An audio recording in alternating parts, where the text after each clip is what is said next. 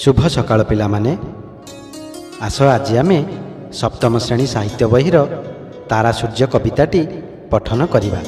प्रथमे एही कवितार कवि परिचय विषय जानिबा।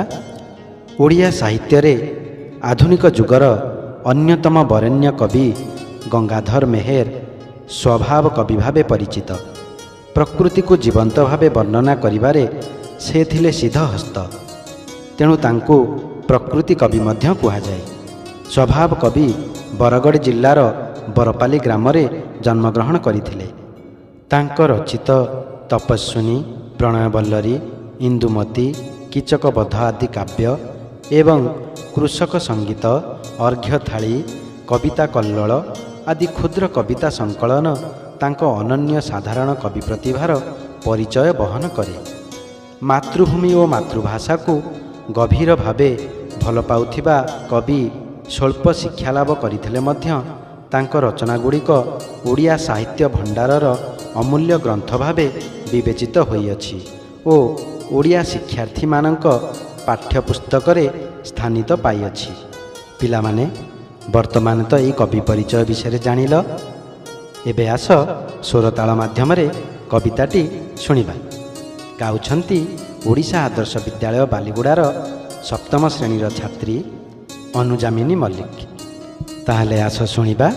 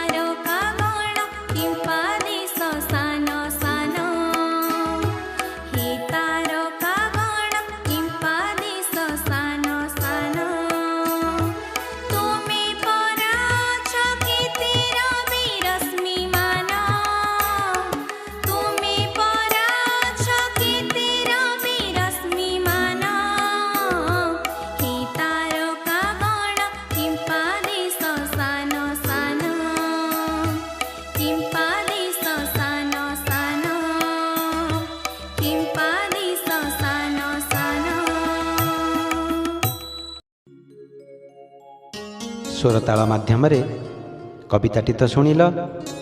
ଏବେ ଆସ ଏହି କବିତାଟିର ଭାବାର୍ଥ ବିଷୟରେ ଜାଣିବା। ପ୍ରଥମେ କବିତାର ପୃଷ୍ଠଭୂମି। ତାରା ସୂର୍ଯ୍ୟ କବିତାଟି କବିଙ୍କ ଶ୍ରେଷ୍ଠ କବିତା ସଂକଳନ ଅର୍ଘ୍ୟଥାଳୀରୁ ଗୃହୀତ। କବି ଏହି କବିତାଟିରେ ବିଦେଶୀ ଶାସନକୁ ଲକ୍ଷ୍ୟ କରି ଆମ ସୂର୍ଯ୍ୟ ଆମ ପାଇଁ ସବୁଠୁ ଉଜ୍ଜ୍ୱଳ ବୋଲି ଅଭିମାନୀ ବାର୍ତ୍ତା ପ୍ରଦାନ କରିଛନ୍ତି। କବିତାରେ କବିଙ୍କ ସ୍ୱଦେଶ ପ୍ରେମ ସ୍ପଷ୍ଟ ପ୍ରତିଭାତ ହୋଇଅଛି। ଉତ୍କଳୀୟମାନଙ୍କୁ ଉଦ୍ବୋଧନ ଦେଇ ମନରୁ ହୀନମାନ୍ୟତା ଦୂର କରିବାକୁ ଏବଂ ହୃଦୟରେ ଆତ୍ମବିଶ୍ୱାସ ଜାଗ୍ରତ କରିବାକୁ କବି ପରାମର୍ଶ ଦେଇଅଛନ୍ତି। କବିତାର ସାର କଥା। ବିଦେଶୀ ଶାସନାଧୀନ ଦେଶବାସୀମାନଙ୍କ ମନ ନୈରାଶ୍ୟରେ ଭରି ଉଠିଥିଲା। ସେମାନେ ଅତୀତରେ ସମଗ୍ର ବିଶ୍ୱରେ ଏକ ବୀର ଜାତି ଭାବେ ଯେ ପରିଗଣିତ ହୋଇଥିଲେ ଏକଥା ହୁଏତ ସେମାନଙ୍କର ବିସ୍ମରଣ ହୋଇଥିଲା। କଳା, ଭାସ୍କର୍ଯ୍ୟ, ସାହିତ୍ୟ, ଧର୍ମ, ସାମାଜିକ ସ୍ଥିତି ଓ ବାଣିଜ୍ୟ ବ୍ୟବସାୟ ଆଦି ସବୁ କ୍ଷେତ୍ରରେ ସେମାନେ ଥିଲେ ଅଗ୍ରଗଣ୍ୟ। କିନ୍ତୁ ପରାଧୀନ ରହି ସେମାନଙ୍କ ମାନସିକତାରେ ପରିବର୍ତ୍ତନ ଦେଖାଦେଇଥିବା ଅନୁଭବ କରି କବି ସେମାନଙ୍କୁ ଜାଗ୍ରତ କରିବା ପାଇଁ ଆହ୍ୱାନ ଦେଇଛନ୍ତି। ସେ ସେମାନଙ୍କୁ ତାରକାଗଣ ସହ ତୁଳନା କରି କହିଛନ୍ତି ଯେ ସେମାନେ ତାପ, ତେଜ ଓ ଜ୍ୟୋତିରେ ସୂର୍ଯ୍ୟଙ୍କ ତୁଳନାରେ କେବେ ମଧ୍ୟ ଊଣା ନୁହନ୍ତି। ବାସ୍ତବରେ ରାତିରେ ଆକାଶରେ ଦେଖାଯାଉଥିବା ନକ୍ଷତ୍ରଗୁଡ଼ିକ ସୂର୍ଯ୍ୟଙ୍କ ପରି ଗୋଟିଏ ଗୋଟିଏ ତେଜଦୀପ୍ତ ଜ୍ୟୋତିଷ୍କ। ମହାକାଶରେ ସୂର୍ଯ୍ୟଙ୍କୁ ଯେପରି ଗ୍ରହମାନେ ପରିକ୍ରମା କରିଥାନ୍ତି, ସେହିପରି ପ୍ରତ୍ୟେକ ନକ୍ଷତ୍ରଙ୍କର ଗୋଟିଏ ଗୋଟିଏ ମଣ୍ଡଳ ରହିଅଛି ଓ ତାଙ୍କ ଚତୁଃପାର୍ଶ୍ୱରେ ଗ୍ରହ ଉପଗ୍ରହ ଆଦି ପରିକ୍ରମଣ କରୁଅଛନ୍ତି। ସେମାନେ ସୂର୍ଯ୍ୟଙ୍କ ପରି ରଶ୍ମିମାନ ଓ ତେଜବନ୍ତ। କେବଳ ଦୂର ଆକାଶରେ ଥିବାରୁ ସେମାନେ କ୍ଷୁଦ୍ର ଦେଖାଯାଆନ୍ତି ଏବଂ ଦିବସରେ ସୂର୍ଯ୍ୟଙ୍କ ଜ୍ୟୋତି ପ୍ରଭାବରେ ସେମାନେ ଦୃଷ୍ଟିଗୋଚର ହୋଇପାରନ୍ତି ନାହିଁ। ଠିକ୍ ସେହିପରି ବିଦେଶୀ ଶାସକଙ୍କ କଠୋର ଶାସନ ମଧ୍ୟରେ ଦେଶବାସୀ ଦୂର ଗଗନର ନକ୍ଷତ୍ରମାନଙ୍କ ପରି ନିଜର ପରାକ୍ରମ ପ୍ରକାଶ କରିବାକୁ ସୁଯୋଗ ପାଇପାରୁନାହାନ୍ତି। ଦେଶବାସୀଙ୍କୁ ତାରକାଗଣ ଭାବେ ସମ୍ବୋଧନ କରି ସେମାନଙ୍କୁ ଦୀପ୍ତି, ତେଜ ଓ ବିକ୍ରମ ସମ୍ପର୍କରେ ସଚେତନ ହେବାକୁ କବି କହିଛନ୍ତି। ସେମାନଙ୍କଠାରେ ଅଶେଷ ପ୍ରତିଭା ଥିଲେ ମଧ୍ୟ ସେସବୁ ବିଦେଶୀ ଶାସକଙ୍କ ପରାକ୍ରମରେ ଅବଦମିତ ହୋଇ ରହିଅଛି। ତାରାମାନଙ୍କ ରାଜ୍ୟରେ ସୂର୍ଯ୍ୟ ମଧ୍ୟ ଗଗନର ଏକ କ୍ଷୁଦ୍ର ତାରା ଭାବେ ପରିଦୃଷ୍ଟ ହୋଇଥାନ୍ତି। ସେହିପରି ପୃଥିବୀରେ ସୂର୍ଯ୍ୟଙ୍କ ପ୍ରଚଣ୍ଡ କିରଣ ସମ୍ମୁଖରେ ତାରାମାନେ ପରିଦୃଷ୍ଟ ହୋଇପାରୁନାହାନ୍ତି। ମହତ ବ୍ୟକ୍ତିମାନେ କିନ୍ତୁ ବାସ୍ତବତାକୁ ଅନୁଭବ କରିଥାନ୍ତି। ସାଧାରଣ ଲୋକଚକ୍ଷୁରେ ତାରକାଗୁଡ଼ିକ କ୍ଷୁଦ୍ର ଦେଖାଯାଉଥିଲେ ମଧ୍ୟ ସେମାନଙ୍କ ମହାନତା ବିଷୟରେ ମହତ ବ୍ୟକ୍ତିମାନେ ଜାଣିଥାନ୍ତି। ବିଦେଶୀ ଶାସକମାନଙ୍କ ଉଦ୍ଦେଶ୍ୟରେ କବି ଦୃଢ଼ ଭାବେ କହିଛନ୍ତି ଯେ ସେମାନେ ଯେତେ ବଳ ବିକ୍ରମଶାଳୀ ହେଲେ ମଧ୍ୟ ଆମ ଦେଶ ସମ୍ପର୍କରେ ସେମାନେ ସମ୍ପୂର୍ଣ୍ଣ ଅଜ୍ଞ। ଆମ ଦେଶ, ଆମ ଦେଶବାସୀ, ଆମ ସଂସ୍କୃତି ଓ ଆମ ପରମ୍ପରା ଆମ ପାଇଁ ମହାନ। ମହାନ ବ୍ୟକ୍ତିମାନେ ଅଜ୍ଞ ନୁହନ୍ତି। କବି କହିଛନ୍ତି ଯେ ସୂର୍ଯ୍ୟଙ୍କ ପରି ତାରକାମାନେ ସେମାନଙ୍କ ରାଜ୍ୟରେ ମଧ୍ୟ ପ୍ରଚୁର କିରଣ ଦେଇଥାନ୍ତି। ତେଣୁ ସେଠାରେ ସେମାନେ ତେଜିଆନ ସୂର୍ଯ୍ୟ ଭାବେ ପରିଗଣିତ ହୋଇଥାନ୍ତି। ସେହିପରି ଆମ ଦେଶରେ ଆମ ଦେଶବାସୀଙ୍କ ମହତ୍ତ୍ୱ ରହିଥିଲେ ମଧ୍ୟ ବିଦେଶରେ ତାହା ପରିପ୍ରକାଶ ହୋଇ ନ ପାରିବାରୁ ସେମାନେ ଆମକୁ ମୂର୍ଖ ଓ ଇତର ବୋଲି ଭାବି ଆମ ଉପରେ ଶାସନ କରିବାକୁ ଆସିଛନ୍ତି। ଆମ ଉପରେ ସେମାନେ ନିଜ ନିଜର ପ୍ରଭୁତ୍ୱ ଜାହିର କରି ବଳପୂର୍ବକ ଆମ ଉପରେ ଏକ ବିଦେଶୀ ଶାସନକୁ ଲଦି ଦେଇଛନ୍ତି। ସାଧାରଣ ଲୋକଙ୍କ ଧାରଣା ଯେ ବିଦେଶୀ ଶାସକମାନେ ଆମଠାରୁ ବିଜ୍ଞ ଓ ଅଧିକ ଶିକ୍ଷିତ। ସେମାନେ ଆମକୁ ସଭ୍ୟତାର ଆଲୋକ ଦେଖାଉଛନ୍ତି। ତେଣୁ ସାଧାରଣ ଲୋକେ ସେମାନଙ୍କୁ ଅଧିକ ଶକ୍ତିଶାଳୀ ବୋଲି ମନେ କରିଥାନ୍ତି। ସେମାନଙ୍କ ପ୍ରଭାବରେ ଆମଠାରେ ଲୁକାୟିତ ଅବସ୍ଥାରେ ରହିଥିବା ପ୍ରତିଭା ପ୍ରକାଶ ଲାଭ କରିବା ସମ୍ଭବ ହେଉନାହିଁ। ଯାହା ଅପ୍ରକାଶିତ ରହିଥାଏ ତାର ଗୁରୁତ୍ୱକୁ କେହି ଉପଲବ୍ଧି କରିପାରିନଥାଏ। ଅପରନ୍ତୁ ସେ ପ୍ରଭାବଶାଳୀ ବ୍ୟକ୍ତିର ଜୟଗାନ କରିଥାଏ। କାରଣ ଉପକାରୀର ଉପକାର ଅସ୍ୱୀକାର କରୁଥିବା ବ୍ୟକ୍ତିକୁ ସାଧାରଣତଃ ନିମକ ହାରାମ ବୋଲି କୁହାଯାଇଥାଏ। କବିତା ମାଧ୍ୟମରେ କବି ଦେଶବାସୀଙ୍କୁ ସେମାନଙ୍କ ଶକ୍ତି ଓ ସାମର୍ଥ୍ୟ ସମ୍ପର୍କରେ ସଚେତନ କରି ଜାଗ୍ରତ ହେବାକୁ ଆହ୍ୱାନ ଦେଇଛନ୍ତି। ପିଲାମାନେ, ତୁମେମାନେ ତାରା ସୂର୍ଯ୍ୟ କବିତାର କବି ପରିଚୟ, କବିତାର ପୃଷ୍ଠଭୂମି, କବିତାର ସାର କଥା ବିଷୟରେ ତ ଜାଣିଲ। ଏବେ ତୁମେମାନେ ଚେଷ୍ଟା କରିବ ଏହି ବିଷୟର ପ୍ରଶ୍ନୋତ୍ତର ଗୁଡ଼ିକୁ ନିଜେ ନିଜେ କରିବା ପାଇଁ। ଆଜି ପାଇଁ ଏଇଠି ରଖିବା। ଧନ୍ୟବାଦ।